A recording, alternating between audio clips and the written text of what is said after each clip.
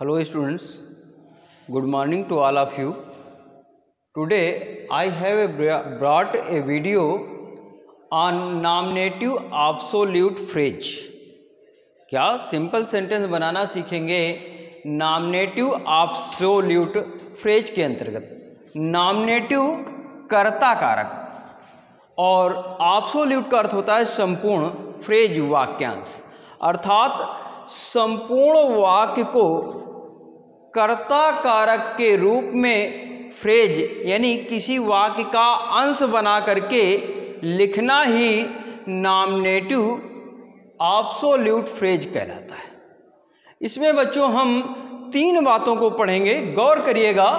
पहली बात, यदि दोनों वाक्यों में भिन्न भिन्न कर्ता दिए हैं तभी नॉमिनेटिव एब्सोल्यूट का प्रयोग होगा। फिर उसमें पहली बात क्या है कि यदि पहले वाक्य में बी के फॉर्म दिए हैं, क्या is am are was were, क्या is am are was were, तो उन्हें हटा करके उनके स्थान पर बीइंग लिखते हैं। क्या लिखते हैं? बीइंग, और दोनों वाक्यों के मध्य कामा लगाते हैं। तो देखिए पहला सेंटेंस क्या है, the weather was fine, all became glad, अर्थात the weather being fine, comma all became glad. दूसरा उदाहरण देख लीजिए, द नाइट वाज स्टार्मी,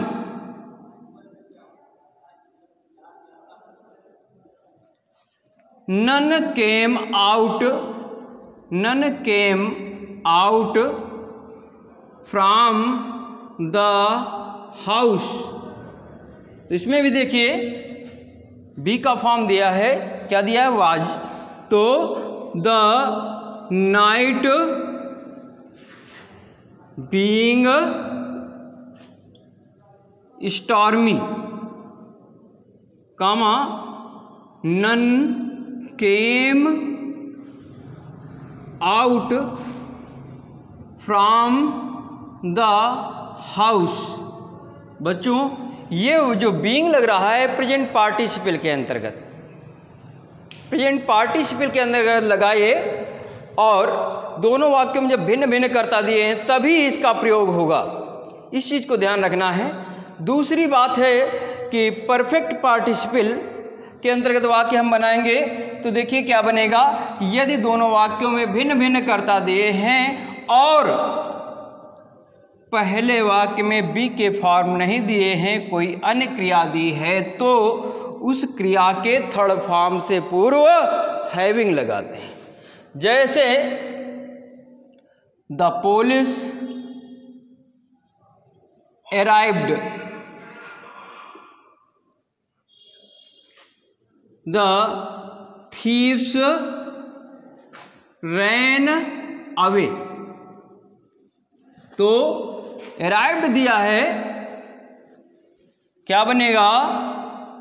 दूसरा नियम है क्या कि यदि पहले वाक्य में बी के फॉर्म न दिए हों, कोई अन्य क्रिया दी हो, तो उस क्रिया के थर्ड फॉर्म से पूर्व हैविंग लिखते हैं। तो the police having arrived, comma the thieves ran away.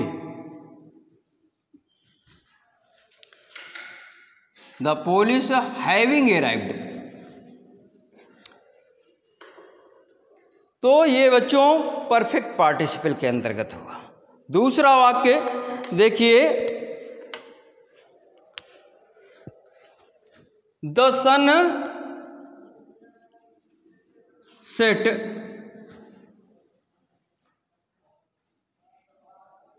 All could not reach home. तो बने क्या? द सन हैविंग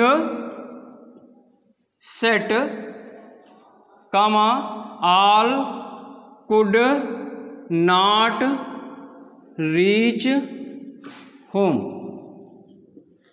तो ये जो लग रहा है हैविंग, ये किस नियम के अंतर्गत आया बच्चों? Perfect participle. और पार्टिसिपल हम आपको पहले ही पढ़ा चुके हैं, ठीक है ना।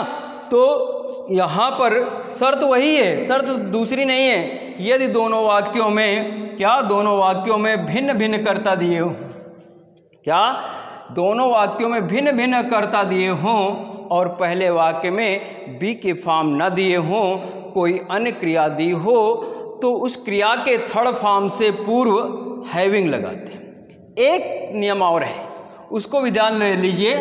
यदि पहला वाक्य पैसिव वॉइस में दिया हो और दोनों वाक्यों में भिन्न भिन्न कर्ता दिए हों, तो पहले वाक्य पहले वाक्य क्रिया के थर्ड फॉर्म से पूर्व हैविंग बीन लिखते हैं। जैसे the town was surrounded by a strong wall. The enemy could not capture it.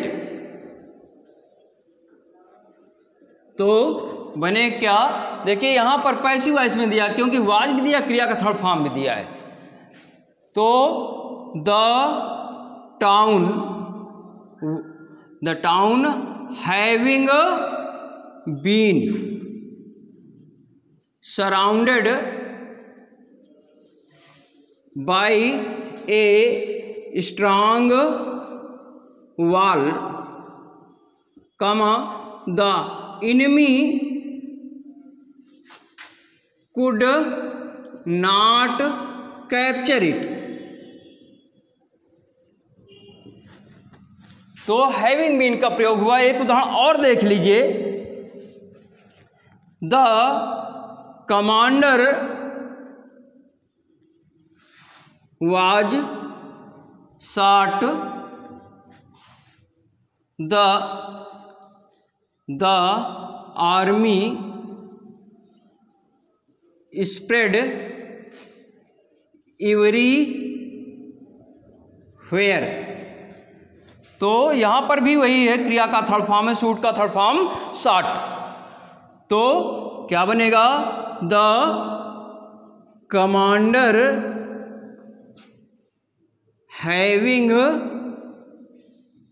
Been shot, comma the army spread everywhere.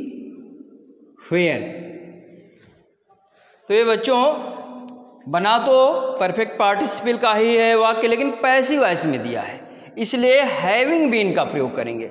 The commander having been shot, comma the army spread everywhere.